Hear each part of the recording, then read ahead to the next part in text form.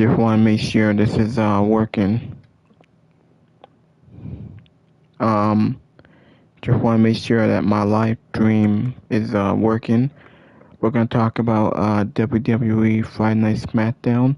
We might talk a little bit about AEW, maybe NXT, but right now we're gonna talk about Smackdown. First, first time in a long time that Smackdown had been 2 hours. It was a 2 hour show, pretty quick. A lot of things were very short. Had a few matches and some storylines and backstage segments. Anyway, welcome back to my YouTube channel. This is Jacob Cast 2024. Hit that like button, leave a comment. Please subscribe to my channel. Let me know in the comment section below if y'all want to see more. This video is sponsored by my favorite podcasters and YouTubers like Salamaster Sound Off, Fightful Pro Wrestling, JD from New York. Enjoy this video while we talk about SmackDown. Now I'm not gonna play Fortnite. I'm just gonna do this SmackDown review. Or maybe I should play Fortnite, but it's too late now. There's only 3 matches I put on here. Now SmackDown was actually a decent show. The show opened up with Sami Zayn coming out, first SmackDown appearance with him a champion, celebrating his accomplishment, kind of decent promo. Couldn't tell if he was going to be a heel or a babyface or what's going to happen next. Is he going to be a transitional champion where he held it for like a very short time? Or is he going to go into SummerSlam as champion? We'll have to wait and see. So as he came out speaking, Cody Rhodes interrupted him, and then Jey Uso came out on that for a title shot. I don't know why. He didn't win King of the Ring. But it was just to set up the main event with Cody Rhodes and Jey Uso when they faces Sami Zayn on Monday Night Raw this Monday. And there is a rumor that we heard that CM Punk will be showing up in Chicago. So we will see what happens there. We didn't see Gunther tonight or Nick Aldis. They could be setting up something with Gunther and Nick Aldis when Nick Aldis might come back in the ring after all these years and face Gunther at SummerSlam. Oh boy, I can't wait for that disaster. Now what else happened on the show? We did get Vikingo Rey Fenix for the AAA Cruiserweight Championship in a very good match. Crowd loved it. This is awesome. Rey Fenix defeated Vikingo. He's still the AAA Cruiserweight Champion. Yeah. That was a very good match. Rey Fenix retained. He's still your champion. At least he's doing good. He's doing something on SmackDown. He's on the AAA show in Mexico. After that, we had a couple of backstage segments. We had Break Monroe. She dropped Julia and Katana James. They're building that up. We had a segment with Carmelo Hayes and Trick Williams. They set up the match for next week. I think Trick Williams actually kicked Hayes to the ground during this segment.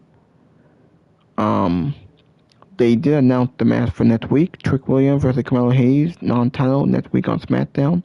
We will get Finn Balor and Tama Tonga, because we did get a brawl with Finn Balor being jumped by the former MSTs. Tama Tonga and Tama Tonga just jumped him.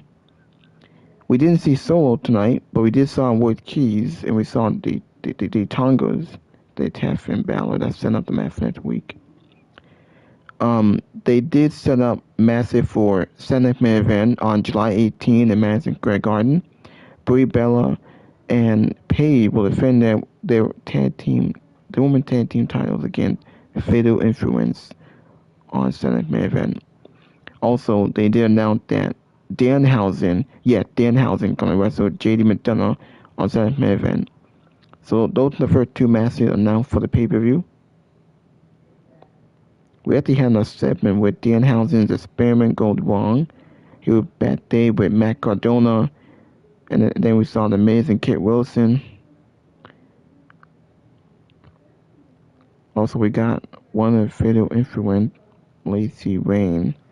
She scores a win against Brie Bella, setting up their match, giving them momentum for tonight's main event. And then the main event, Cody Rhodes versus Jey Uso. A very good match, decent match. Cody Rhodes defeat Jey Uso. It will be Cody Rhodes and Sami Zayn Monday Night Raw, giving away a free Raw match instead of doing it at SummerSlam. That tells us that is Sami Zayn going to be a transitional champion? Did they only give it to him to do a moment on the pay-per-view? And then what? Cody Rhodes wins. If CM Punk comes back, they could do Punk and Cody at SummerSlam in the main event. It's a possibility because that's the only big match for Cody Rhodes to have. I think it needs the title based on what Punk said to Cody after it was over.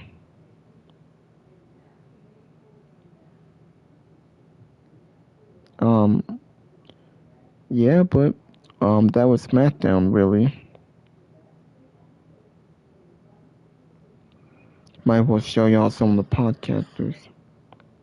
And Jimmy Uso, and they were looking for Solo Sikoa, so they approached Royce Keys, and they said that this is family business, and Royce told Jacob Fatu that they're family, Fatu and Royce, but Jimmy said not anymore.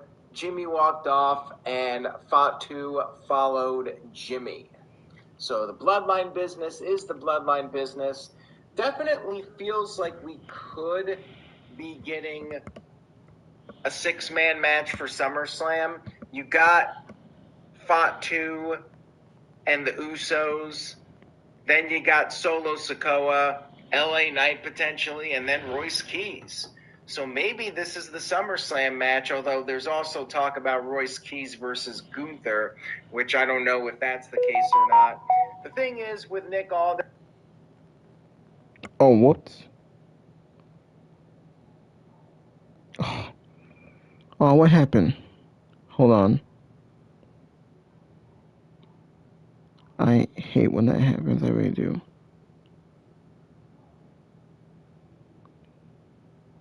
But enjoy the title one more we can. The thing is, with Nick Aldis, they was continuing to do it. Wasn't what I had planned to do, but thank you guys for tuning in. Okay. Sami Zayn better join his run while it lasts. It off any plan. Plus, enter your phone number for a free security scan. It only takes a few seconds, and you'll be able to see. Is Sam losing the belt already? Save on the moments that make life beautiful. Well, I don't know if I want to see that or not. We'll have to wait and see what happens on Raw and see who's going to win. You can get up to 70% off everything home. There is a way that Sammy can sort of send that message to Cody and Jey and sort of at least get them out of the equation, because Sammy is obviously going to have a lot of challenges and challengers coming his way. I don't know what Cody would do. I don't know what Jey would do. I don't think Roman would be happy for Jey. Furthermore, why was the bloodline here looking for Solo Sikoa but not looking to help Jey?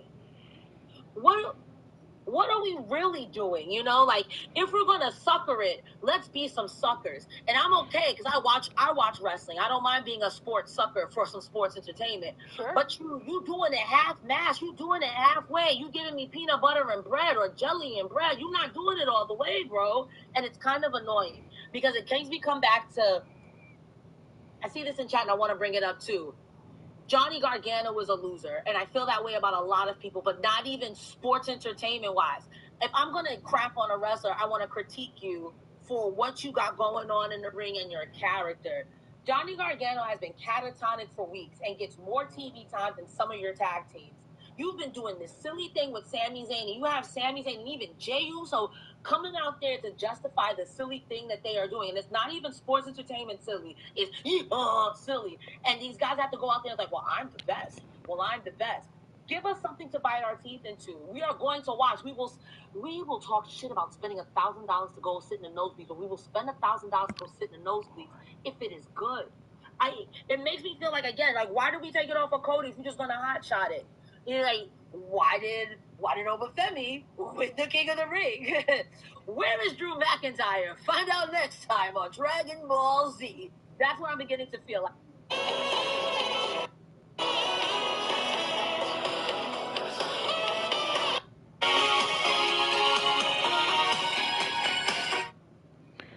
Well, I probably have to wait here.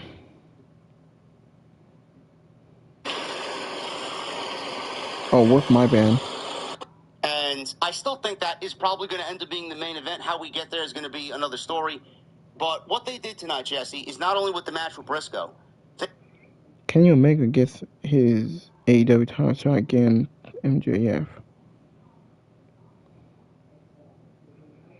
Well, we could be looking at the end of NJF AEW World Championship title one, but it won't be because of Mark Briscoe. MJF defended the AEW World Championship against Mark Briscoe after Mark team won Sunday at Forbidden Door 12-man cage match.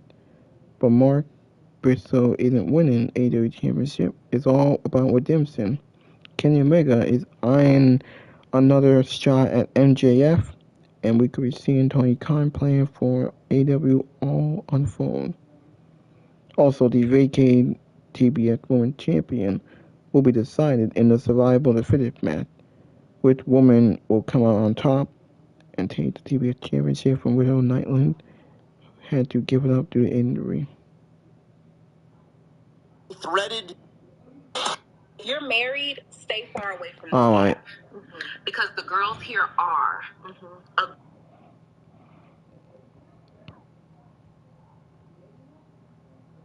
I thoroughly enjoyed the cage match. I thought it was fun. It's a, and that Forbidden Door build is that when you give her a stipulation that Where Double or Nothing was held in New Jersey to what we got as far as the story was in the beginning of the show. Love Vince. That was AEW Dynamite. Alright, now let's get back to this. Usually, I would be ecstatic. Pierce was like, well, I'll tell you what, we'll add some extra Smackdown people, we'll make it a... There was tremendous partners to us. There's always people in the chat talking about how much they enjoy Sami Zayn for the WWE title. So Sami Zayn got to come out tonight here on this show. He got to revel in being champion for the first time in his career. It may be the only time that Sami Zayn walks out on SmackDown as the WWE champion, because it sure feels like he ain't going to have that championship after Monday.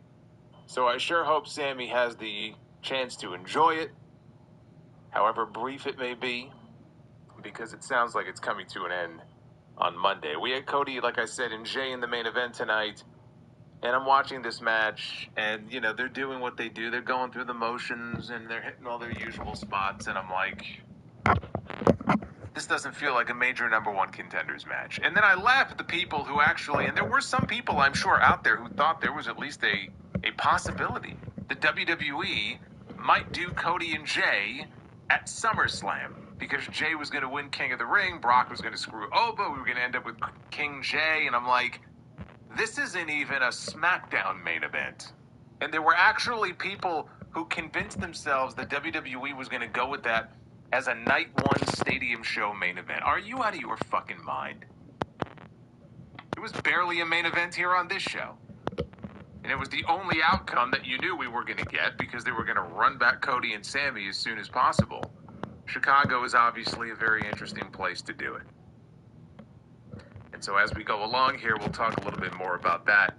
Honestly, the highlight of this show was, and I feel like this is the second or third time now that I'm saying this, but the highlight of the show was Rey Fenix defending his AAA Cruiserweight Championship. We've seen him defend it now against Axiom, against Nathan Frazier.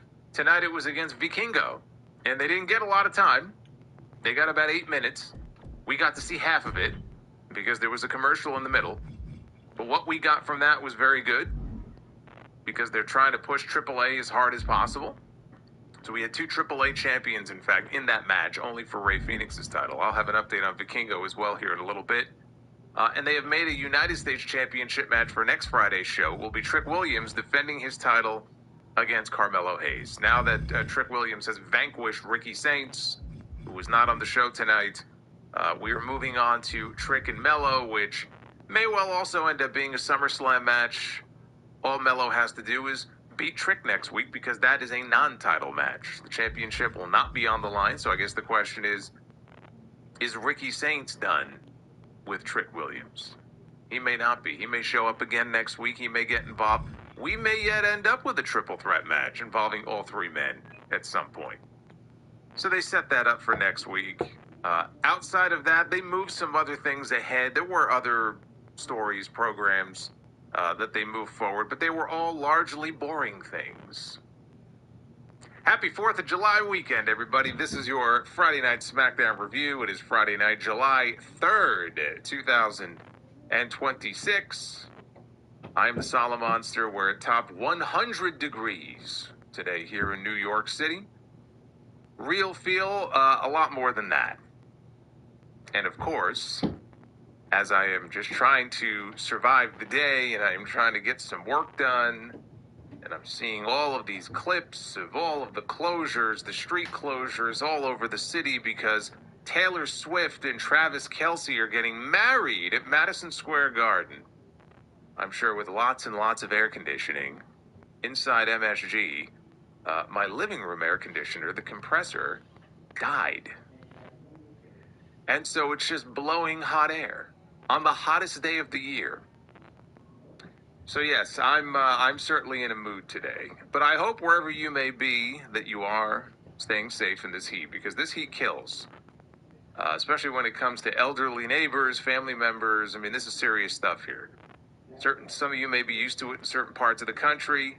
Although, was it Venom Katetsu? I think I saw in the chat before, says he lives in the desert and it only got, maybe it didn't even get into the 90s. It was hotter here than it was there. And so this is not the kind of weather that we're necessarily used to. So be sure to check on neighbors and loved ones because it's a dangerous situation. That's for sure.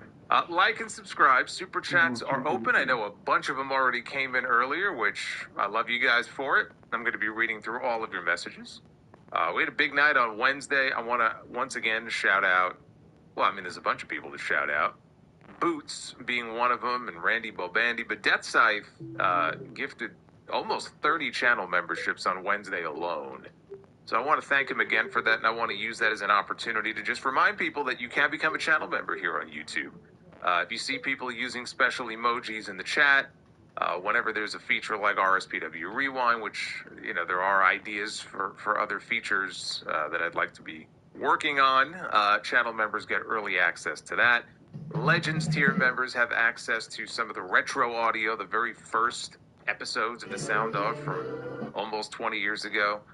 There's some cool stuff there, so go ahead and consider becoming a member or perhaps gifting a membership to somebody else. They're assigned randomly, by the way. You can't say, I want to give this person. You just gift them, and they land where they land. So anyway, the wheel is not working tonight.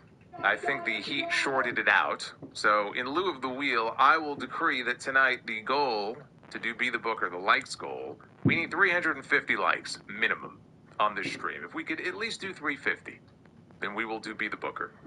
So that is the goal for tonight. Now let's get into this program here. Hey, there's Temjin Zephyr. Activating Super Cena. Thank you for the 10 spot, Temjin. I appreciate it. Happy 4th of July to you, brother, and Super Pony. Both of you. I see everyone has their heat stories. It's crazy. It's like hell on earth. It really is. I made the mistake of earlier in the week buying these they're valued naturals. I forgot the exact brand. There's a certain brand of these like dark chocolate almonds. I can't do the milk chocolate, but these dark chocolate almonds, they're so fucking good. And I made the mistake. I shouldn't have even bought them this week. I buy them almost every week. I bought them this week. I have like a little fucking dish that they're in. I don't put them in the fridge. I keep them out. I forgot all about them. Boy, was that a mistake. I no longer have dark chocolate almonds. What I do have, though, is dark chocolate soup. If anybody would like some. They open with highlights from Night of Champions in Riyadh this weekend, and Sami Zayn winning the WWE Championship, which evidently has made certain people in the community, it has made their heads explode. You love to see it. You love to see it. There are some people who simply have had a meltdown over the fact that this man has won the WWE title, like it is the end of civilization as we know it. Cry more. So SmackDown then opened with the new WWE champion, did I mention that? Sami Zayn, making his way down to the ring. And he got a pretty good reaction, all things considered. It was mixed, but mostly positive. And Sami talked about how people in the building are here to ride or die with the last real good guy. Said that all the support that he has received has touched him truly from the bottom of his heart. Thanks, everybody. And he acknowledged how he's been booed out of the building for the past few months. Said that it was ironic because those same people that were booing were people wanting to see him become champion only a few years ago. Said that he can be petty to all of those people who turned their backs on him, and he could tell all of them to kiss my ass. But he's not going to do that because he's a good guy. Sami said he's holding it because he won't change. Said that people told him to be meaner. They told him to be cutthroat.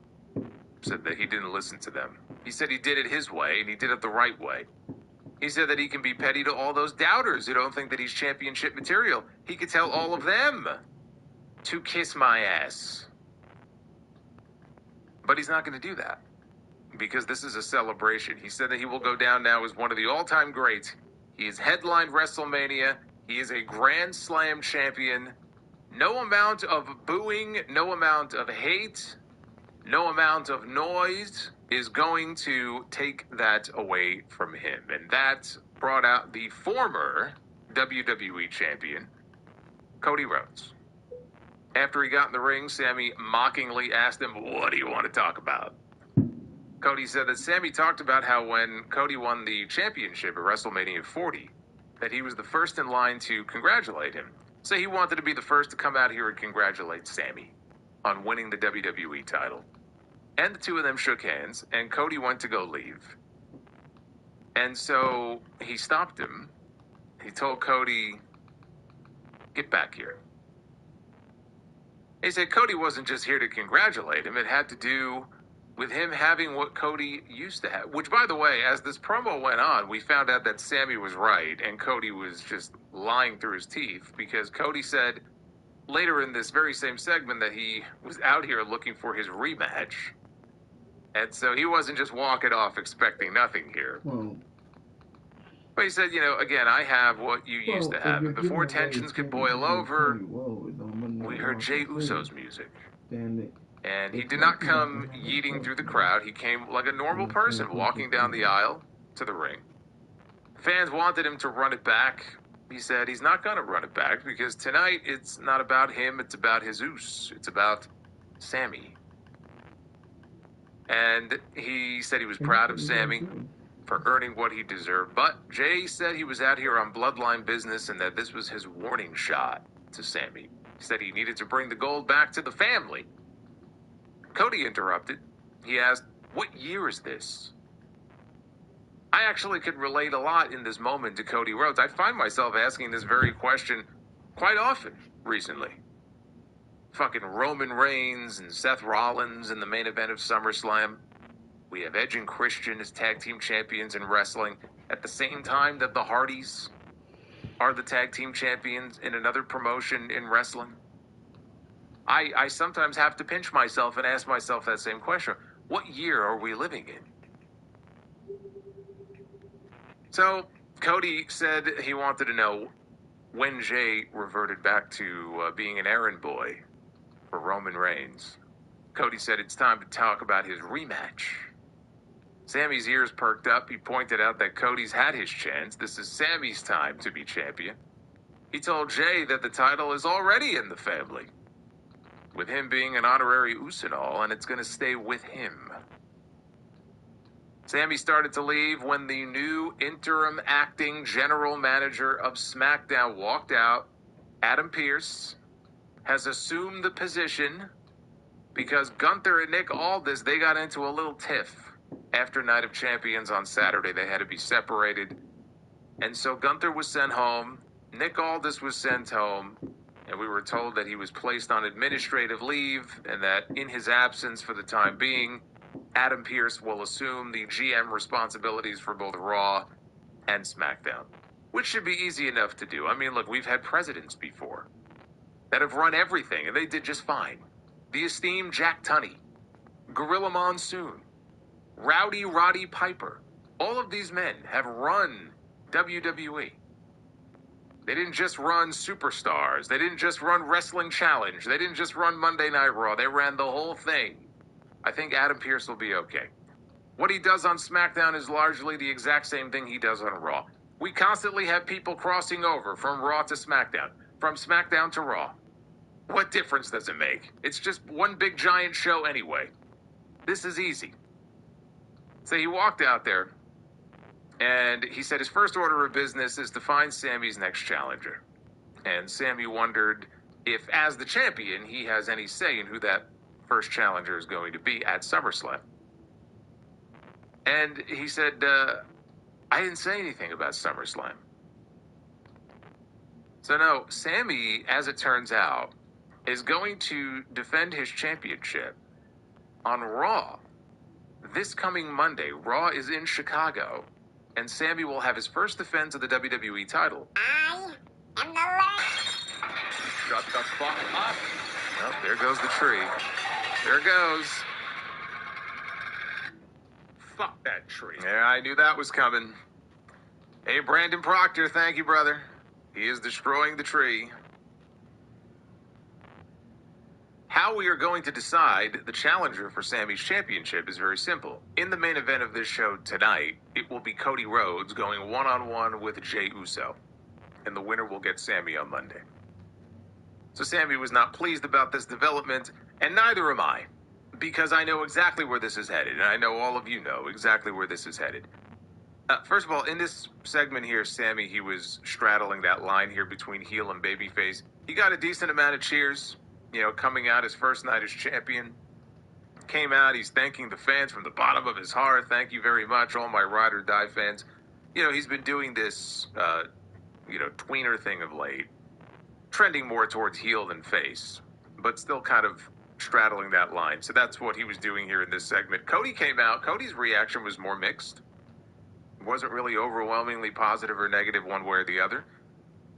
If I had to choose between a match this Monday, between Cody Rhodes and Sami Zayn, or Sami Zayn and Jey Uso, in this circumstance, I wouldn't have said this about SummerSlam, but in this circumstance, I would go with Jey and Sami. And the reason I would go with Jey and Sami is because Jey Uso has no fucking shot at winning the championship, nor did he before. Cody, on the other hand, is the favorite going into that match on Monday. I would actually be quite surprised if Cody Rhodes does not leave Chicago on Monday night as the new WWE champion. So at least if we had Jey and Sami, I wouldn't worry nearly as much. In this case, if you're a Sami Zayn fan, you have very good reason to be worried about how this is going to turn out on Monday. But I'm a lot more sure about Cody in this spot than I am Jey Uso. Now look, I made the comparison previously that they're going to do to Sami what they did to Christian 15 years ago. Now, at least with Christian and Randy Orton, we ended up with a really great summer program out of it. They had some really great matches. They flip-flopped the belt back and forth a few times. They paid it off at SummerSlam. And so I'm not going to say even if Sami does lose the championship this soon that he's going to be out of the main event scene and that's it. He's kind of back down to the mid-card and that's the end of Sami challenging for the title, but it probably is. I don't see him following Christian's same path where he flip-flops the belt back and forth, and, I don't see it. I don't have that same kind of faith that that's what would happen here.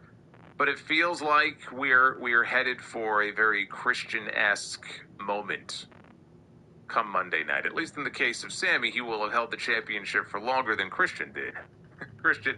Christian had the title technically for 48 hours, even though that Smackdown where he lost it didn't air for a few days until after that. But it feels very much like that's exactly where we're headed. That's assuming, of course, Cody Rhodes is the one who is going to Raw on Monday night. I won't give it away yet. We haven't gotten to the main event yet. We'll talk about that a little bit later.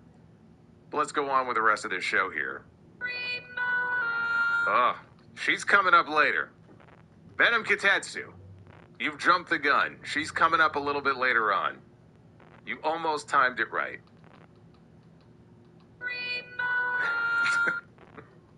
Did I not make myself clear?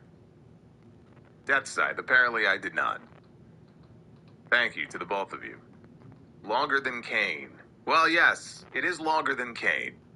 Kane had it for 24 hours. I suppose it could be worse. Could be a lot worse. He could have lost it the same night. If they had a Money in the Bank briefcase floating around still, he may have been champion for 3 minutes. It could always be worse. Michael Cole, speaking of worse, Michael Cole and Corey Graves, they checked in at the desk and pitched it over to Kathy Kelly, who interviewed Charlotte Flair in the back. And Kathy asked her, why did you interfere in Jade's U.S. title match at Night of Champions? Charlotte said that she just returned the favor after Jade got involved in her business, which is true. I mean, hey, what one good turn deserves another, right? Jade arguably cost her a spot in the Queen of the Ring tournament because of the bad knee. And so Charlotte flew halfway across the world just to get revenge, because revenge is the greatest motivator of all. That and anger. They are great motivators. She got on a plane. She flew, I don't even know how many hours that is. Was it 14 hours? Whatever it is. She flew all the way to Riyadh just to whack Jade in the head with the U.S. title. And so she cost her shot to be champion. So now they're even. Alexa Bliss showed up. She didn't seem very happy because she said it would have been nice to get a heads up that you were actually going to be at Night of Champions. Charlotte talked about Alexa teaming up with Tiffany Stratton without informing her. So there's trouble. There's trouble here between these two people. There's trouble in paradise. This led into Charlotte, Tiffany, so she just did it again. She's teaming up with Tiffany, and Chelsea Green against Jade Cargill, Michin, and B-Fab. Charlotte tagged in a little bit deeper into the match. She was having her way with the baddies until Jade put her down, took control ahead of a commercial break. After the commercial, Michin and B-Fab, they were double-teaming Charlotte. Jade tagged in. She hit her fall-away slam into the kip-up that she does. She missed a charge into the corner, though. That allowed Charlotte to get the tag to Chelsea, who hit a Rough Rider. B-Fab, though, was able to break up the pin attempt. So things broke down. Chelsea avoided Jade's pump kick. Her unpretty her attempt got reversed into a Jaded attempt that Chelsea then turned into a roll-up. B-Fab ran distraction on the apron, but she got punched in the face, knocked off the apron, but that momentary distraction was all that Jade needed to sneak up behind Chelsea, and this time she managed to hit Jaded, and she pinned her to put it away. So they're still keeping Jade strong as they prepare for the inevitable showdown at SummerSlam, which is still not official yet, but you know it's coming. It's going to be Charlotte Flair one-on-one with Jade Cargill. It is getting very tiring seeing these same combinations every single week. And, you know, you look back sort of in the history of this company and in the history of wrestling, there are people who are, you know, quote-unquote married to each other on television who work together a lot. Right? These programs that we see. And they stretch out over a period of weeks, sometimes months, with the bloodline, years. If it's good, though, if you got people who are super over, or if you have a story that's really super compelling and interesting, you can excuse it, right? There are certain people who I'm sure you would consider your favorites. I would consider my favorites. And I wouldn't mind seeing them work a 3 or 4 month program and go back and forth a few times, right? That sounds like fun. Unfortunately, fun is not a word I associate with this show because this show is generally fucking terrible. And, I mean, it's certainly not a case where everybody on the show is super over. Very few people on this show are what I would consider to be super over. And yet they're programmed together for weeks and weeks and weeks and weeks and sometimes months on end, and it just gets tiresome. You see the same combinations over and over again. It wasn't that good at the beginning. It's not that good now. All to try to get to whatever the ultimate goal is here. And the ultimate goal here is Charlotte and Jade. And that's a big enough match for them to do at SummerSlam. But in the meantime, we have all these weeks of television where we're seeing the same combination of Charlotte and Tiffany and the baddies and Jade and Michin and B-Fab and singles matches and tag matches and trios matches. And I just feel like it's this infinite loop, and it's just not that interesting. It's just not. Happy to see Chelsea Green, though, getting more reps in the ring as a babyface. You know, that's nice to see. She took the loss again here. You would think that at some point Tiffany Stratton might get tired of seeing her take the L's. And who knows, maybe that leads to a heel turn for Tiffany. We could end up getting that. I don't know now that they want to turn Tiffany heel, though, before they eventually feud her with Blake Monroe. So I don't know that the end goal here is for Chelsea and Tiffany to have a program together, and with Tiffany maybe as the heel and Chelsea as the babyface. I thought maybe that was potentially the plan before, but now I'm not sure because I'm sure they're going to want Blake and Tiffany to work together. Blake is the heel. I'm not sure where that leaves Chelsea. Backstage, Adam Pearce was confronted by Sami Zayn, who was very upset that he had to defend his title on Monday. He was very upset that he had to go to work on Monday. Pearce said that Sami should be honored that he is defending on a great show, such as Monday Night Raw. And maybe he would even invite some Smackdown stars to Chicago to make it a real super show. He left. Sami was about to smack another water bottle when he spotted Johnny Gargano planking. He smacked the water bottle anyway, went over to Johnny. He was so happy to tell Johnny that he did it. He won the championship. And then he asked Candice LeRae to take a selfie. Although I guess if she's taking it, it's not really a selfie. But he wanted her to take a photo of him and Johnny. I have to assume, maybe I'm being naive here. Maybe I'm giving them a little too much credit. I have to assume that this is leading somewhere. They have something in mind for where this is going with Sami and Johnny Gargano. I said coming out of Night of Champions on Saturday, I actually brought up Gargano. I said, well, where does that go, right? It's a minor part of this character makeover that Sami has gone through. Is Johnny finally going to wake up? Is he going to be a lackey for Sami? Is that going to be the role for him? Usually Sami would be the lackey. Maybe Sami will have his own lackey. It'll be Johnny Gargano. Johnny Gargano is still planking. Nothing has changed. Sami won the championship on Saturday. Well, almost a week ago now. Nothing has changed. Johnny Gargano is flying himself around the country, and he is laying on top of boxes. I don't remember when this started. He has been doing this literally for months.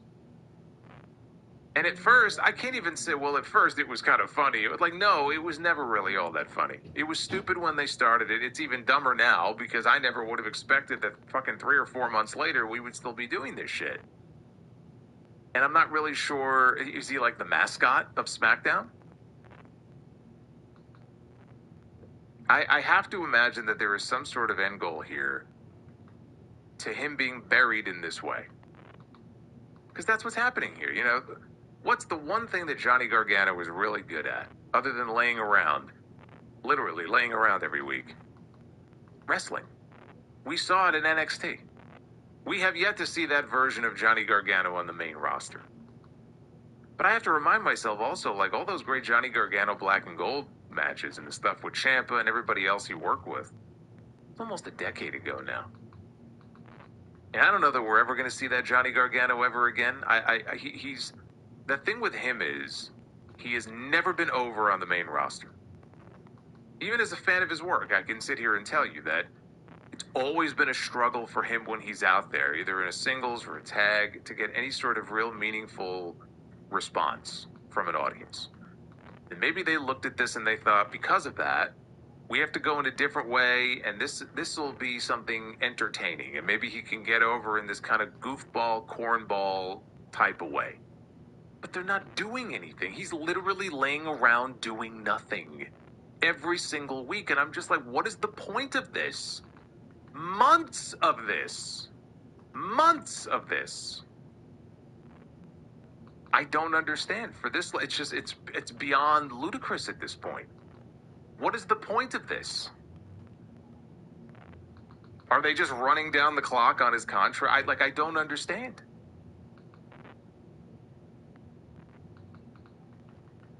We had Rey Fenix defending his AAA Cruiserweight Championship against the AAA Latin American Champion, El Hijo del Vikingo. They are really in full push AAA mode right now. We had a battle here between two champions from AAA. Vikingo got the jobber entrance for this.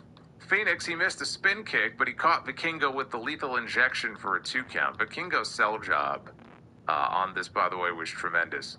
Phoenix went for a baseball slide, but he got trapped in the apron skirt by Vikingo, who caught him with a kick and then a springboard moonsault out to the floor. That was ahead of the commercial break. So they took a break. They were gone for like 4 minutes. This was an 8-minute match.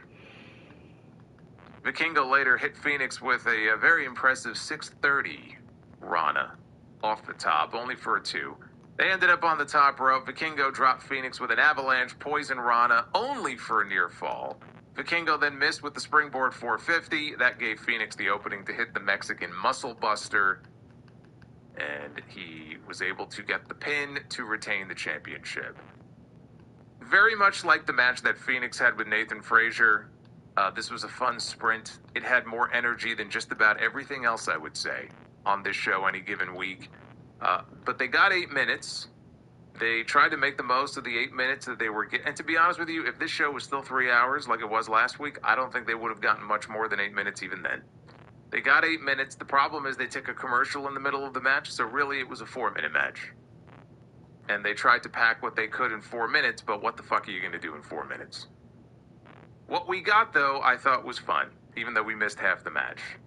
Now, unfortunately, Vikingo, who was the only AAA star under contract to WWE, he went to NXT on Tuesday, and I believe he was supposed to be wrestling, is it EK Prosper, I believe his name is? He was supposed to wrestle on that show on Tuesday. And evidently, I am left to assume that they were rehearsing spots. I don't think he was just walking on by. He probably was in the ring with him before the show. They were working out spots for their match, I would assume. He got hurt. Vikingo got hurt, and he was not able to wrestle on Tuesday. That's why they shot that angle in the back where he was attacked, I think, by Keanu Carver, and that took him out of the match. He injured his knee, and the knee is still swollen pretty badly. I don't know if he's already undergone an MRI, if they're waiting for the swelling to go down, and then he's going to have an MRI. But the fact that he even needs an MRI on his knee is not good. There is some sort of injury. Hopefully it's not too serious, even though it sounds serious. So that's pretty fucking terrible. So all the best to Vikingo. I mean, he's had knee issues before, but this just sounds like a freak accident. You know, they were going over stuff before the show. They weren't even on the air, and he got hurt. It's what happens sometimes. Kathy Kelly interviewed Julia backstage about getting attacked by Blake Monroe after her win last week over Kiana James. Julia said that she doesn't back down from a fight. She said if Blake stops being a coward, she'll fight her anytime, anywhere. So Kiana James showed up. She did a little golf clap. She said that Julia only got lucky in their match. All of a sudden, Blake Monroe, she shows up out of nowhere, and she attacks Julia from behind. She threw her hard into a nearby production case. There's an app called Big O Live, and believe it or not, pretty girls message you.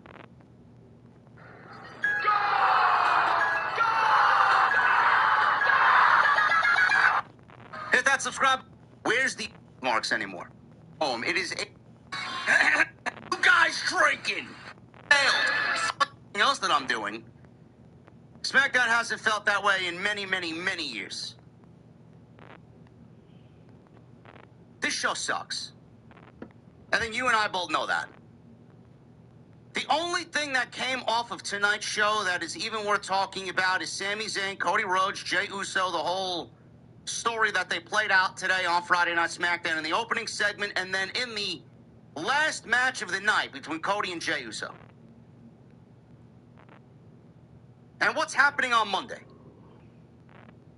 Jey Uso and Cody Rhodes tonight wrestled one-on-one, number one contender. The winner goes on to wrestle Sami Zayn, not at SummerSlam, but on Monday Night Raw in this place that I think me, you, and everybody else are familiar with, known as Chicago. You know who emanates from Chicago. You know who sits and waits for Chicago to show up on the calendar to really make a big impact and a big splash. The man who is known, not only in Chicago, but worldwide, as CM Punk. He is going to be dropped in like a care package in Call of Duty Warzone. He's going to be dropped in. He's going to be called upon to save the day. SummerSlam plans cannot move forward without CM Punk. And this is obviously now yet another talking point in the very early stages of Sami Zayn's WWE Championship title run that he won last week at Night of Champions. I have been all over the place. I've been on my show on Monday.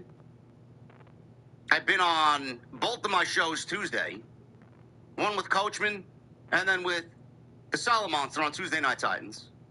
And then Wednesday, I sat down and debated why Sami Zayn was the right choice now for the WWE Championship. Debated Sami Zayn with Vince Russo. And no matter what you see in the comments section over there on Coach and Bro, I thought I handled myself pretty fucking well. Quite honestly. And I'm going to repeat myself again. Sami Zayn is the right man for the WWE Championship. I don't give a shit about bringing in a new audience. I don't give a shit about how many people watched back in 1999. I don't give a shit how much money or lack of money Sami Zayn is going to bring in as WWE Champion. It is a transitional reign. This reign is nothing to get bent out of shape about. It is going to be here and over quicker than you can blink. I don't want to see it end up that way. But this is WWE at the end of the day. You, me, and everybody else knows that Triple H books for a moment.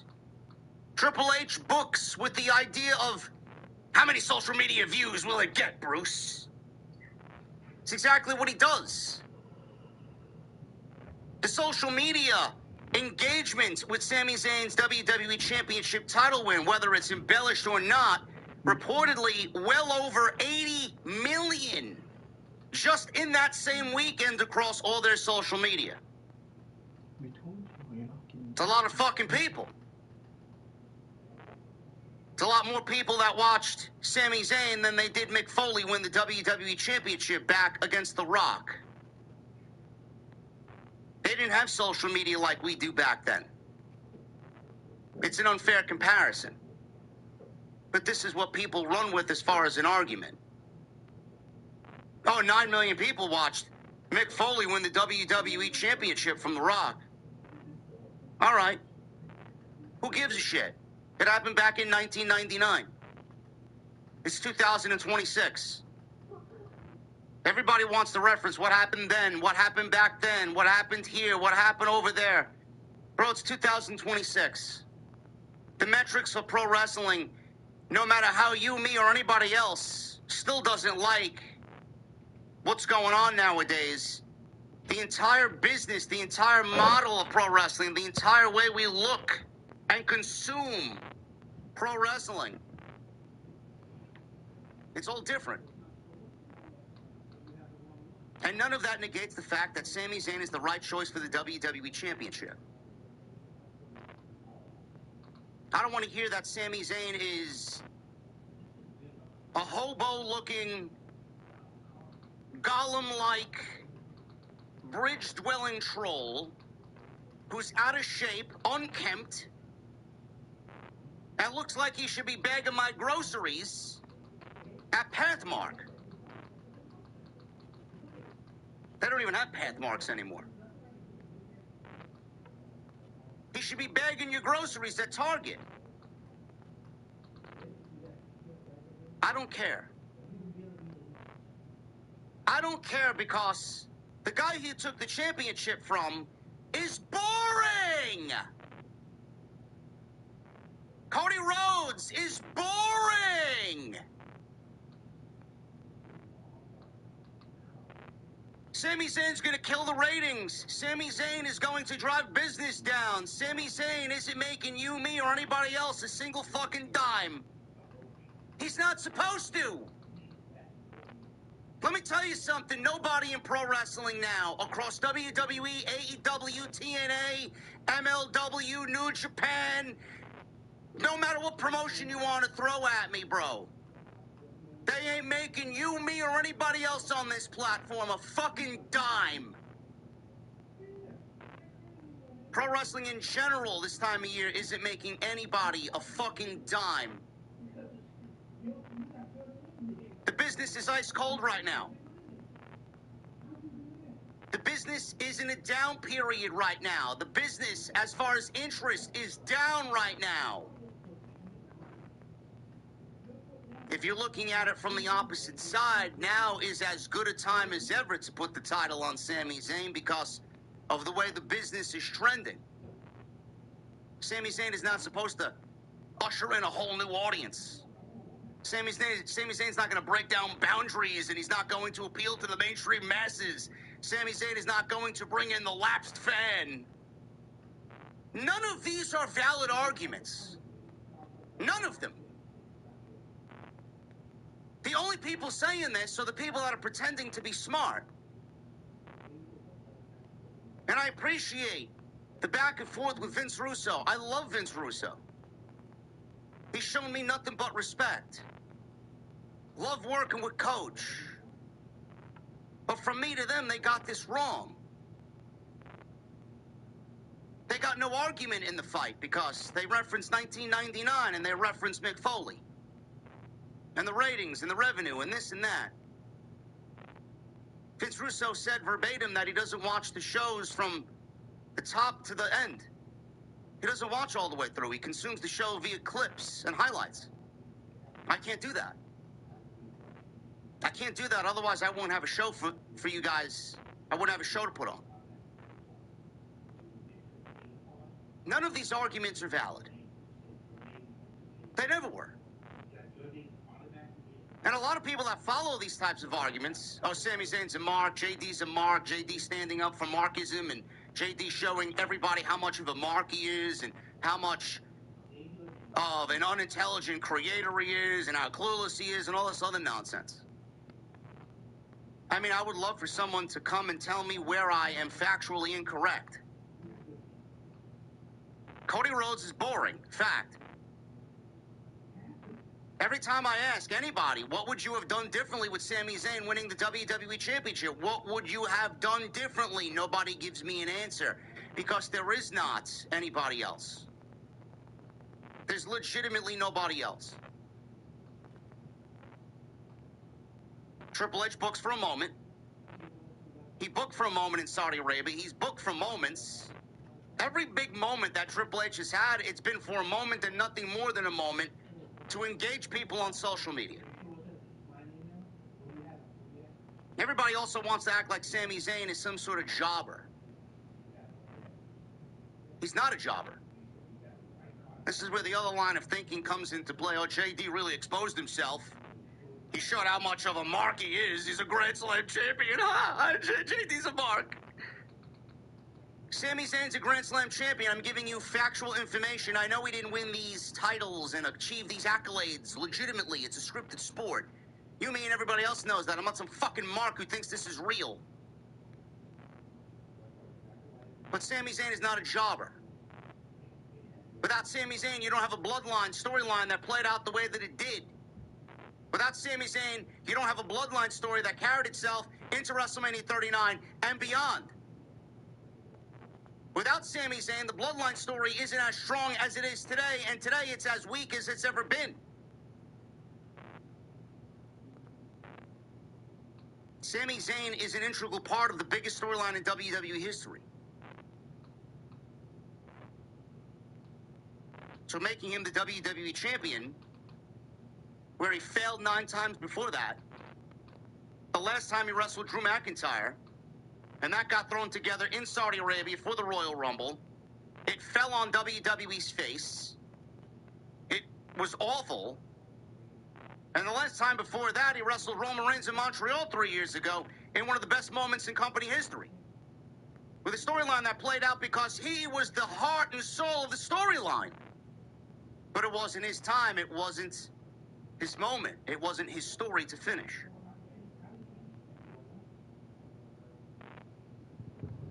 Everything you've seen with Sami Zayn has been a consistent element of story. Going back to earlier this year, everything that you've seen with Sami was part of the story. Losing the WWE Championship, going into WrestleMania and desperately trying to get on the card, stealing Carmelo Hayes' WrestleMania moments away from him. He goes in, takes Melo's moment, loses to Trick. He's now all of a sudden obsessed with stopping Trick Williams, who he doesn't want Trick taking his spot at the top of the card because he's the crafty veteran and he doesn't want his spot moved down another notch, while some blue chip prospect that WWE management's incredibly high on replaces him. Desperate men do desperate things. And everybody was booing Sami Zayn in favor of the more popular and much younger Trick Williams. And Sami Zayn continued to say, I'm the last real good guy here. Everything I'm doing is the way to do it. Every way that I've done it is the right way. Yet people booed him in favor of Trick Williams, in favor of Cody. And then I have people telling me, oh, he doesn't deserve to be WWE champion. What are you talking about? I know Smackdown sucks, but this is why I don't consume the show via highlights or clips on YouTube. Because if you're consuming the show via clips and highlights on YouTube, you're not really seeing the story flesh itself out. And if you watch Smackdown, like we have been, knee-deep in shit in the bunker every Friday, you will have seen that Sami Zayn not only has been the best storyline on television, but he's been the most intriguing character in all of WWE. In a WWE that has Cody Rhodes as its champion, as Roman Reigns is the world's heavyweight champion, without CM Punk, Sami Zayn is the most intriguing character on the show.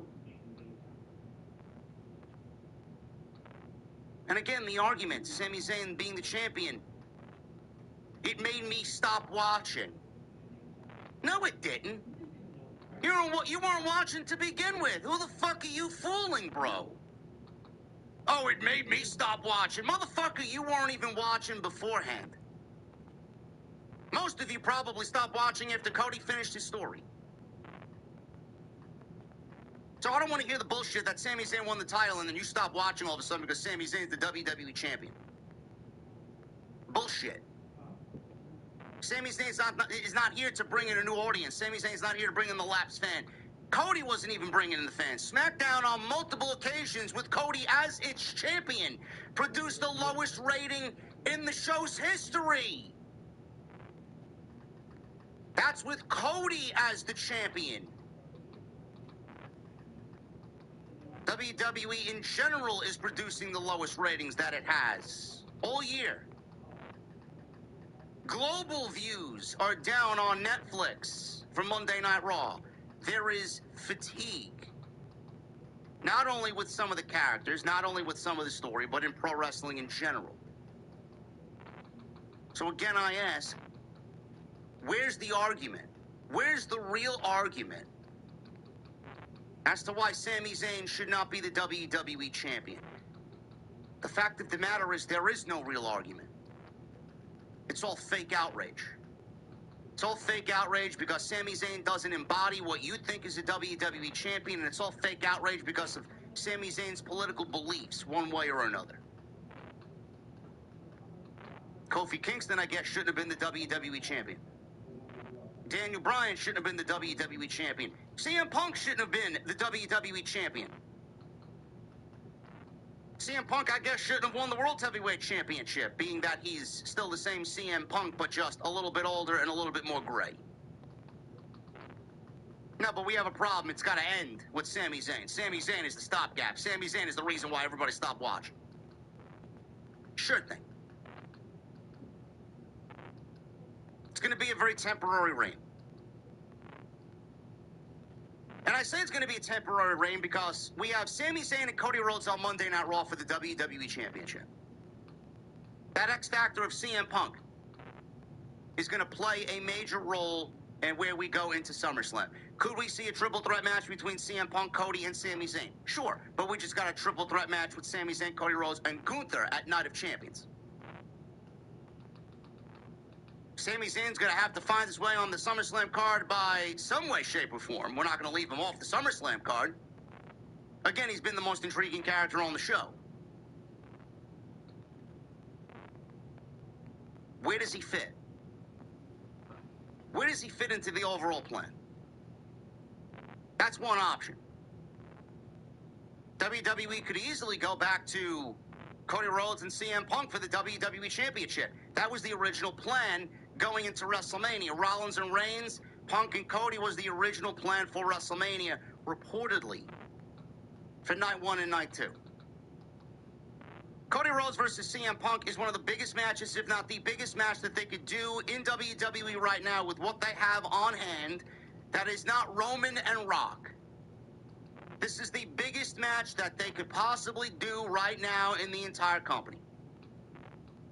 Even bigger than another Cody and Roman match, which would be their third. Does this Cody and CM Punk match need the WWE Championship? No.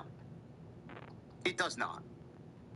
Which is why I wouldn't take the title off of Sami Zayn going into SummerSlam, but I don't know who Sami Zayn defends the WWE Championship against at SummerSlam, being that Jey Uso, who was his probably number one, lost another opportunity tonight.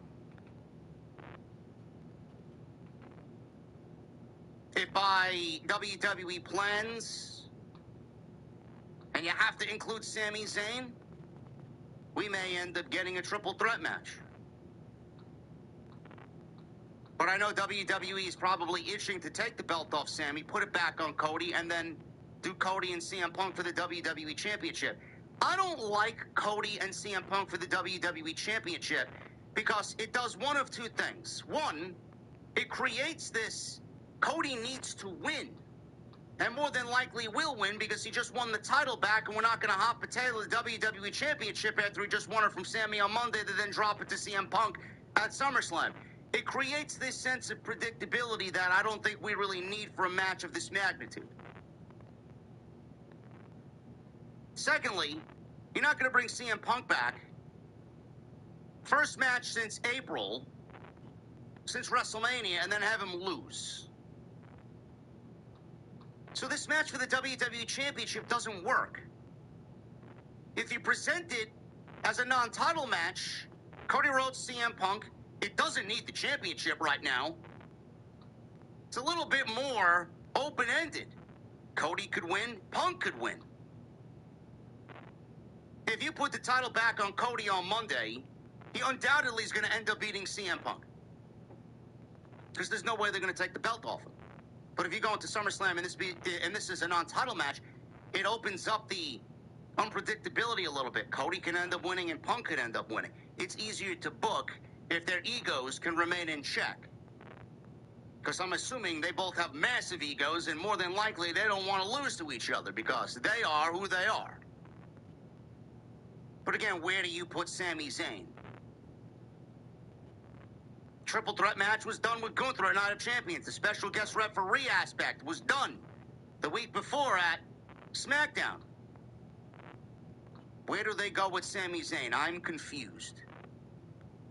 I don't really know where they go with Sami Zayn. But CM Punk is going to play a heavy role in that match on Monday. The biggest question out of everything now that Cody's in that match with Sami is the last time we heard CM Punk tell Cody Rhodes, you never know when a championship opportunity is just going to fall out of the sky. Was he talking about himself? Was he talking about himself? Was he talking about Cody winning the championship back on Monday and then out rolls CM Punk to challenge Cody Rhodes at SummerSlam, and that finishes what he said to Cody Rhodes that Monday after Raw? Or was he talking about, you never know when a championship opportunity is going to fall out of the sky? Was he mentioning something like Sami Zayn getting an opportunity just falling into his lap because of Cody Rhodes and his inability to control himself, his inability to temper his emotions? He's thirsty for the gold. He needs this, like Gollum needs the ring. CM Punk has mentioned that to Cody Rhodes on several different occasions. You and I both know the weight of that championship and what it does to one's mindset. It changes you as a human being. Was he mentioning and referencing Sami Zayn getting an opportunity, falling out of the sky, right into his lap, and then that's the thing that ended up biting Cody in the ass and costing him his title? I don't know. Then you hear the rumors of Kevin Owens. Kevin Owens has been on NXT. He was on pre-show panels. He's been doing LFG, and he's guest coaching on LFG. Is Kevin Owens ready to come back? Are we getting ready to see Kevin Owens on the road to SummerSlam? That's a minor talking point. WWE's been very hush-hush about that. I'd love to see him back. He is absolutely sorely missed. His presence and his in-ring is absolutely missed on Friday night. He's got a lot of history with Sami, obviously. More history with Sami than anybody. He's got a lot of history with Cody Rhodes. CM Punk Kevin Owens feud is something that I think everybody is still dying to see and something that people are waiting for. Randy Orton's also an X factor. Is he ready to come back on the road to SummerSlam? Or is he going to miss SummerSlam altogether with this undisclosed injury that he has? I don't know. WWE's got some work to do to make SummerSlam really feel big. Cody and CM Punk is the biggest thing they can do. Can't leave Sami Zayn out, though. Are you more angry now that Sami Zayn's the WWE champion than you were when he won it a week ago? I don't think so. It's all social media outrage. It's all performative nonsense. You're not really angry. You didn't stop watching the product because Sami Zayn won the championship. Sami Zayn even had to come out publicly and state that the narrative of him not looking like a champion is absolutely ridiculous. This is professional wrestling. For everybody calling everybody else a mark because they're defending Sami Zayn, they are just as big of marks because they want nothing but the Hogans and the fucking oily, muscle-bound fucking jocks, the people that look like they could fucking bench press 6 cars. Those are the people that they want to see as WWE champion. The stereotype of making someone that looks like that a champion is not realistic in 2026. The biggest stars in the industry are the ones that are aging out. Cody, Punk, Reigns, Orton. It is very difficult to find a Brock Lesnar. It is very difficult to find any stars still in the pro wrestling business. Those are the biggest 5 names that you got. There'll never be another of any of those names. So when you want Sami Zayn or you don't want Sami Zayn winning the WWE Championship, again, I ask, who else is there? What else would you have done? Sami Zayn not looking the part is one of the most stupid aspects of the argument. They put the belt on Mick Foley. Yes, he was 300 pounds, and yes, he fell from a cage, and yes, he was a absolute maniac and a lunatic and broke his body to get people talking. Fantastic. Fantastic. Love Mick Foley, appreciate Mick Foley to no end for giving us moments in our childhood that will never be duplicated. But it doesn't stop the fact that Foley looked like what everybody's calling Sami Zayn. Mick Foley should be bagging my groceries at fucking ShopRite. Mick Foley looks like the fucking homeless guy living under the bridge. Mick Foley is unkempt. And Mick Foley looks like a bum. He doesn't look like championship material. Oh, but he's 300 pounds and he's a shit brick house, JD, and he jumped off the cage, JD. And he could cut a promo, JD, as if Sami Zayn can't cut a fucking promo. I never said he could cut a better promo than Mick Foley, but that doesn't mean Sami Zayn can't cut a promo. The arguments were so fucking stupid this week. I'm not comparing Sami Zayn to Mick Foley. Why would I do that? Why would I do that? One's the biggest moment in Monday Night Raw history, watched by as many people as ever, and the other is Sami Zayn. But both don't look like WWE champions. Sami Zayn comes out wearing joggers and a t-shirt and has long red hair and looks like the gingerbread man. Mick Foley comes out wearing a fucking mask. He looks like he lives in the dungeon of a fucking castle. His favorite food is rat. He wore a white dress shirt that was stained with a black fucking tie, and he had a fucking sock on his hand that he put a smiley face in black Sharpie. He used to pull his hair out. He had half a fucking ear. He had missing teeth. No, but Sami Zayn's not a WWE champion. He doesn't look like a WWE champion. You fucking mental. The arguments this week were fucking ridiculous. Oh, but Mick Foley drew 9 million people. No, The Undertaker and Stone Cold Steve Austin and The Rock and Kane and Triple H and Kurt Angle and Shawn Michaels and everybody else that was around during that era, they drew 9 million people. Mick Foley was just there. Also helped by Tony Schiavone saying, well, Mick Foley's going to end up winning their championship, so there's no reason to change the channel over there on a taped show. Stick it right here on Monday Nitro. And like sheep, everybody went over to see Mick Foley, who was respected at that point in his career anyway by everybody, win the WWE Championship. The internet has skewed a lot of people. Other creators in this space have skewed the mindset of other people. There's nothing wrong with Sami Zayn and him being a transitional champion. More than likely, it will end on Monday. Where they go, CM Punk and Cody Rhodes will be in a match, whether it's together or with another, at SummerSlam. That's all I know. That's all I know. So we're going to wrap this show up tonight. We're going to get in and out of here because there really isn't anything to discuss on this show. There wasn't any major storyline developments. We'll go over exactly what Sami, Jay, and Cody said on Smackdown tonight in the opening segment. And we are going to try and enjoy our weekend. It's 4th of July weekend, ladies and gentlemen. This is your Smackdown post show right here on Off the Script. It is your July 3rd, 2026. Super chats are open. Get them on in. We're going to hang out at the end of the show. But then they decided, oh, this guy is never going to do it. They jumped off the bandwagon. They turned their backs on me. They wanted to boo me. But now I have this, and he raises the title.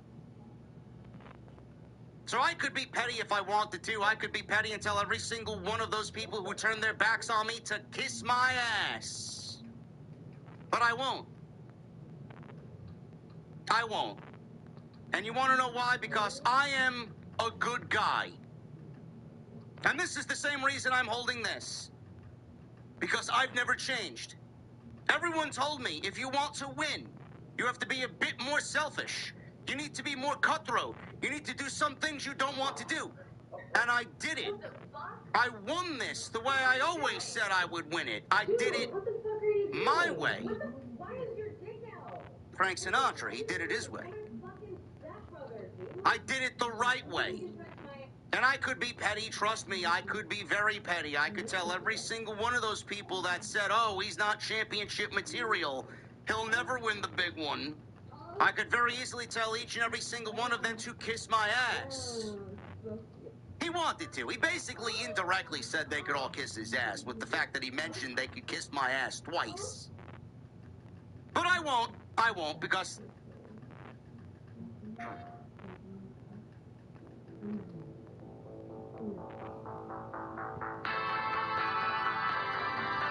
WWE Champion, we are celebrating the end of the debate. Once and for all, I forever go down as one of the all-time greats. I will forever be known as Sami Zayn, WrestleMania main eventer, Grand Slam champion, and until the day I die and beyond, I will forever be known as WWE champion.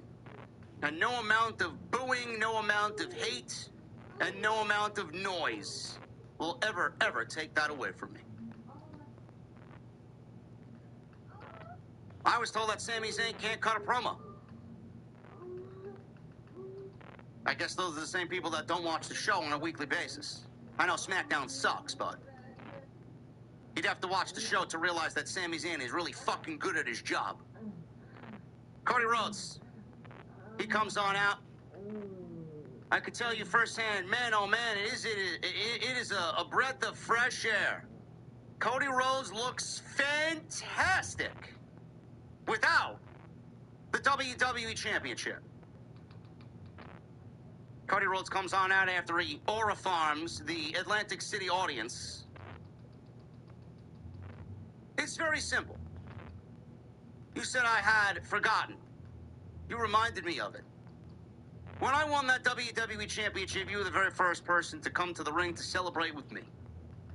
So I didn't want to wait in line. I wanted to be the first here, as you put it, during this celebration to tell you, congratulations, champ. Cody Rhodes starts to walk away. Supposedly, that's all he wanted to say tonight. Sami Zayn then says, whoa. What? That's it? Cody continues to leave. He's like, hey, come back. Come back here for a second, Cody. Let's not do this, okay? Let's not play this game. For once, just drop the act, all right? Cut the American Nightmare, drop the Golden Boy, just be Cody for 1 second.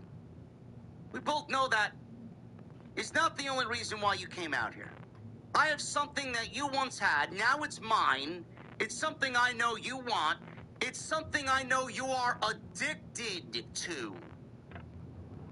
Cody, they actually had a close-up of Cody's face, and you can tell that he was kind of angry at that line. But when Sami says that and Cody acts angrily, it proves that Sami Zayn is correct. Yes.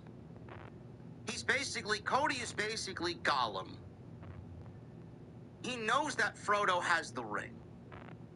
Yet he's doing everything to help Frodo, be nice to Frodo, be kind to Frodo, only to see Frodo fall, so that he could take the ring back. That's Cody.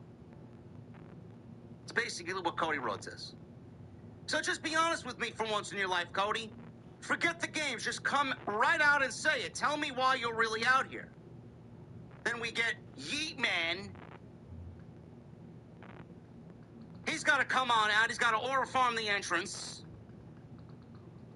At least he didn't run it back. Jay gets into the ring. Oh, my dog. I'm not going to run it back, he says to the crowd. Because you're my dog, Sami Zayn. I'm so proud of you, Oos. Man, you earned that. You deserve that. But you know why I'm here, Oos? Bloodline business. Sami, this is your warning shot. I need to bring that gold back to the family. Cody Rhodes gets involved, and he immediately gets angry with what Jey Uso said here. The family? What year is this, the family? Do we not know each other here? I mean, it's him who's standing here, the WWE champion, and since those days, correct me if I'm wrong, you've been World Heavyweight Champion, Jay. So at what point did my friend Jey Uso revert to just running errands for the tribal chief? And besides, we were just talking about my rematch. There's that Gollum-like attitude from Cody Rhodes. Nothing was even talked about here as far as rematch. The word rematch wasn't even said. He didn't even tell Cody. Cody didn't even tell Sami Zayn exactly why he was out there, but he just blurted it out to everybody that he was there to ask for a rematch. Because he's addicted to this shit. Sami Zayn says, "Oh, were we? Okay, I'm going to put a stop to this right now. We're not going to do this, okay? Jay, no one was happier for you than me. When you won the WWE World Heavyweight Championship, I lay back. Cody, and despite what you might think, I never came for you. I never backstabbed you. I never gunned for the title while you had it. You had your chance. Now it is my time to be WWE Champion. What was it that you told me, Cody? As long as I have this, you never will. Now it's mine. And Jay, what did you say? You said the WWE Championship needs to come back to the family? As far as I'm concerned, it is still in the family. Because he's the honorary Ooze. And it's going to stay on my shoulders. No one is touching this. No one is touching this. So I say this as a friend. I say this as a family. Both of you, stay away from me. Adam Pearce comes on out. If you're wondering why Adam Pearce is out here and not Nick Aldis on Monday, on Raw, Michael Cole said Nick Aldis was put on administrative leave for his altercation with Gunther following Night of Champions. Curse words were being thrown around. Gunther put his hands on Nick Aldis. Nick Aldis put his hands on Gunther. They were both sent home, and Nick Aldis was put on administrative leave, which I'll talk about in a little bit. Because there was a ridiculous rumor going around about what Gunther's SummerSlam match is going to be, and my God, if that is the rumor, Gunther is not in line for anything major at SummerSlam. Adam Pearce comes on out. Hold on, Sammy, hold on. I know you're aware Aldis isn't here. He got sent home after his little dust-up with Gunther, which means for the first time in a very long time, and it feels pretty damn good, I am the acting general manager of Smackdown. Which is big for you, Sammy, because that means my first order of business is to find you a challenger. So Sammy, obviously, like the good guy he is asking a very logical question. Well, with respect, Adam, don't I, as champion, have a little bit of say as to who I face at SummerSlam? Adam Pearce then says, with respect, Sammy, who said anything about SummerSlam? Look, I get it. If Aldis could bother to show up and do his job, he'd probably give you exactly what you want. But Nick's not here. I am. So we're going to do it my way. And that means you will defend the WWE Championship this Monday on Raw in Chicago. But it gets better. It gets better, Sammy. Like I said, you're going to have a challenger, and we're going to have a number one contender after Jey Uso battles Cody Rhodes tonight in Atlantic City. It's basically what we talked about earlier. Cody Rhodes, Sammy, number one contender match between Cody and Jey tonight. Cody won. He gets the match with Sammy on Monday in Chicago. CM Punk will be involved. In what way? That's the beauty of it.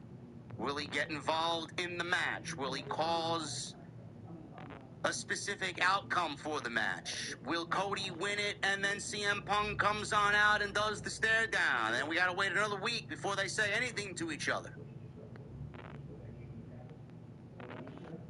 Before Sammy and all this WWE title nonsense, I said that my preferred WWE title match, my preferred main event for some... The secret to that bold -196 taste? Whole lemons. Freeze them and crush them into a flavor oblivion. So Rhodes and put it on Sami Zayn. It is July 3rd. We're legitimately less than a month away from SummerSlam in Minneapolis. July 6th is Monday. If it is Cody and CM Punk, the build won't actually start till the 13th, the following week, which then leaves us 3 weeks before SummerSlam. I don't know how you guys are looking at it. If you're going to do Cody and CM Punk for the WWE title, I don't think 3 weeks is ample amount of time to build for a championship match at SummerSlam of this magnitude.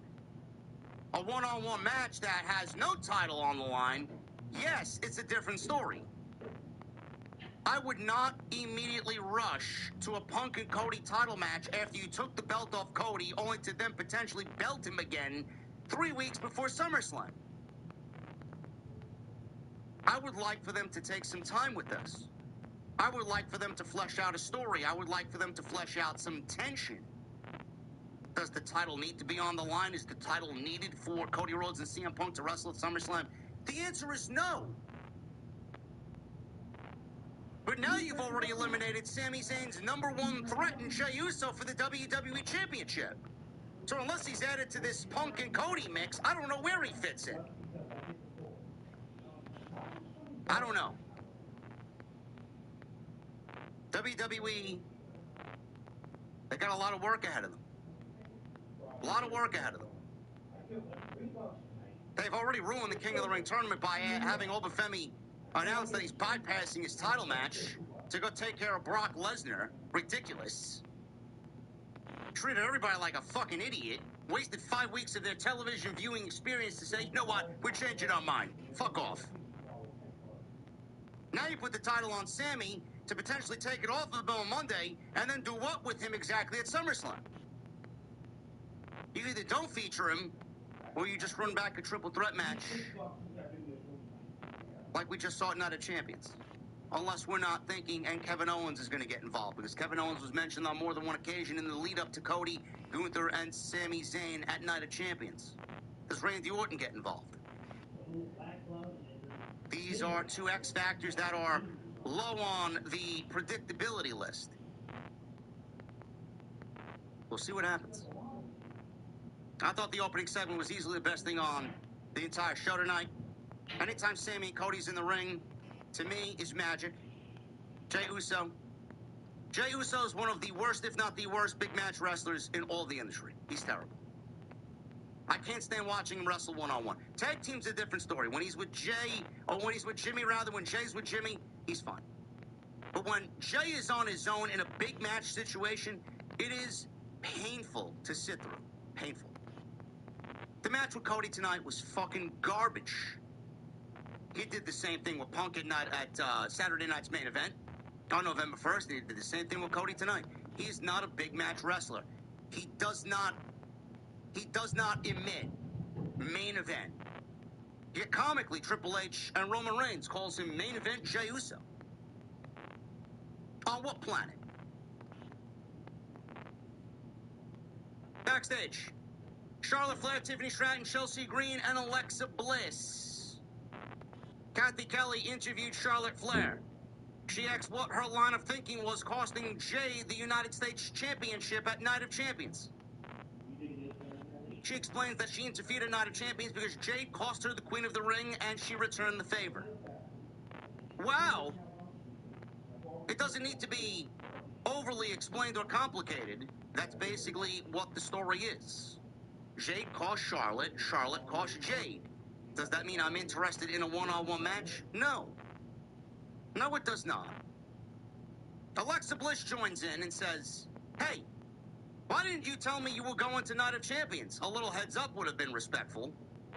Charlotte tells her it wasn't personal. I'm impulsive.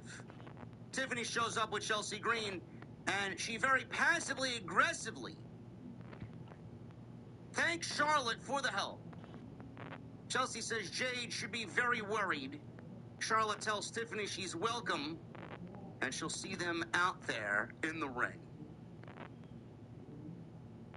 Charlotte Flair, Tiffany Stratton, and Chelsea Green against Jade, Meechin, and B-Fab.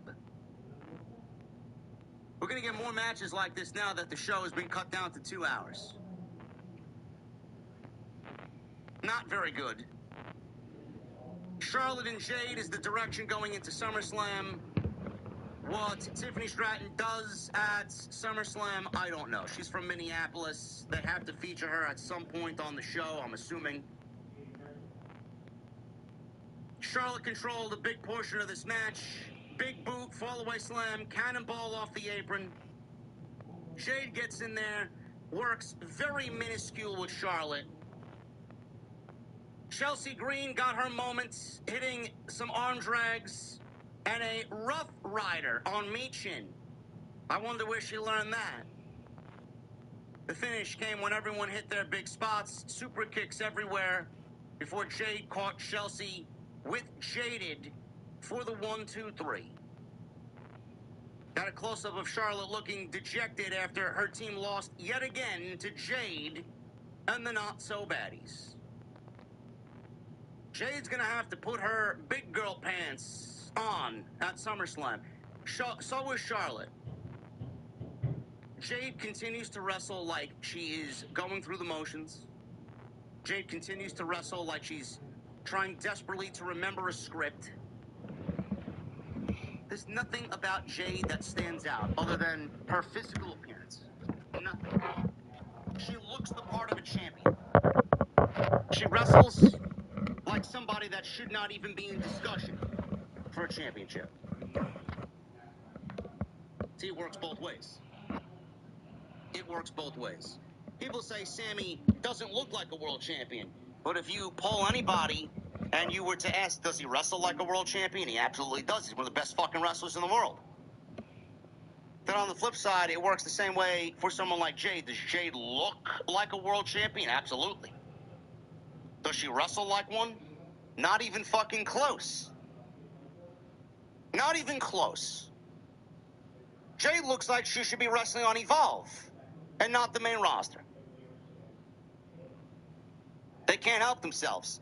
Ray Phoenix is more or likely a AAA talent now, and they're constantly bringing in AAA talent to wrestle. On Saturday, Ricky couldn't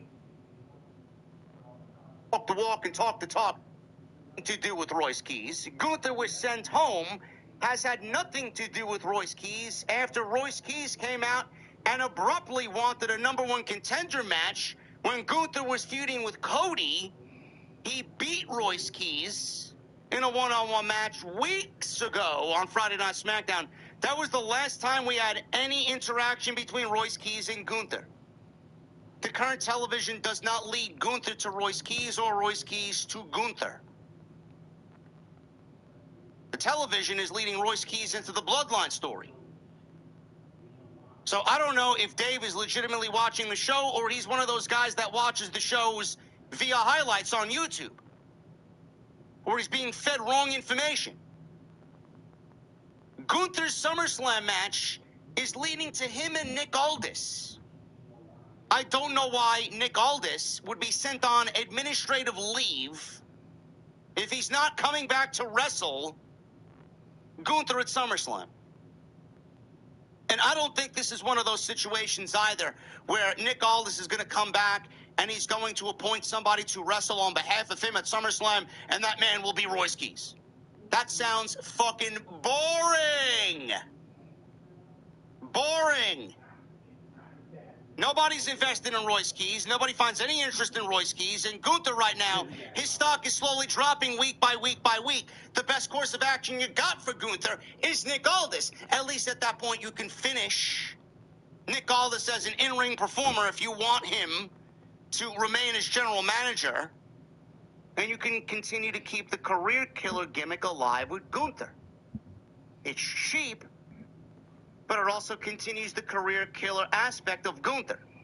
If you want the... So, little story time. Being a family of 5, we are always on the go. And honestly, I never really thought too Royce Keys. I don't know how he got Royce Keys.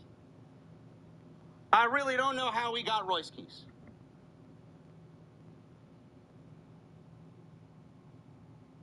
Trick Williams, Lil Yachty, and Carmelo Hayes.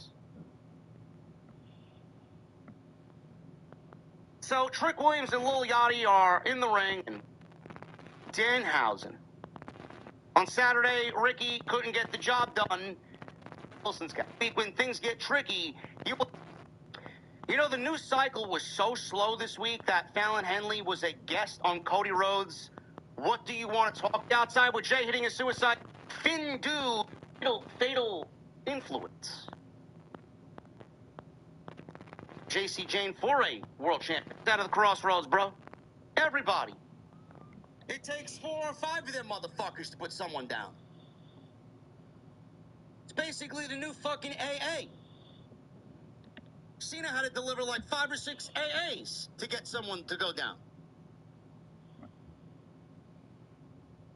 So Cody Spears, Jay, crossroads 2 count. Then he went up top for a big splash himself. I guess he was looking for the Cody splash, the nightmare splash.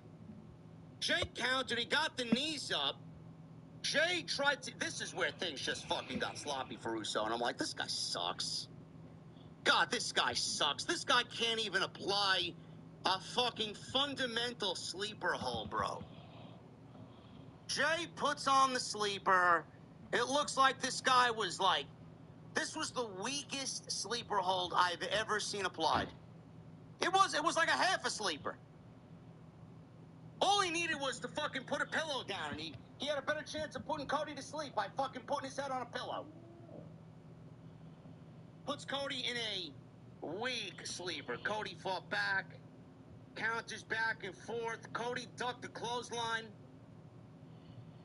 There was a point where Jay tried to get the sleeper hold again applied, and Cody backs him into the corner. There's this weird tussle between them. They're falling over each other. They're tripping over each other. Uso's all fucking like he's tripping over himself. Cody tries to pull him back up to a vertical base. He pulls him out of the corner. He finally decides, you know what? I'm putting this fucking guy down. He gives him another crossroads, plants him 1, 2, 3, and Cody gets the win. Cody's the new #1 contender. Post-match, Sami Zayn's music hit. He appears at the top of the ramp, title over his shoulder, stares down Cody.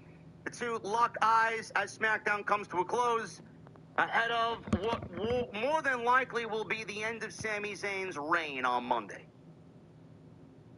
Sami won the title on Saturday, last Saturday. Tomorrow will be a full 7 days.